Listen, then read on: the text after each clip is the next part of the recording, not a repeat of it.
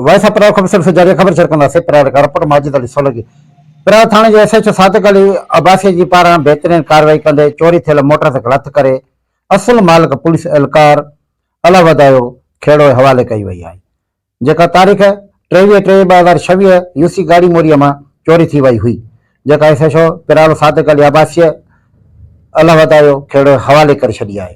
इलाइक़े वासियुनि पुलिस हिन कामयाबी कार्रवाईअ खे साराहियो, उमेद ज़ाहिर कई आहे त अहिड़ा कार्रवाइयूं जारी रखी वेंदियूं, अमन अमान जी सूरत खे वधीक बहितर बणायो वेंदो। एसएचओ सादिक अब्बासी मीडिया सां ॻाल्हाईंदे चयो त एसएसपी खैरपुर जे हिदायतुनि ते नाकाबंदीअ जो सिलसिलो जारी रखियो वेंदो, जीअं दुआरनि अंसारनि ख़िलाफ़ वधीक असर कार्रवाई करे सघिजे। Voice of Piralo page, voice of Piralo YouTube channel अवां जो पंहिंजो चैनल खे कामयाब कंदा ऐं लाइक कंदा, शेयर कंदा।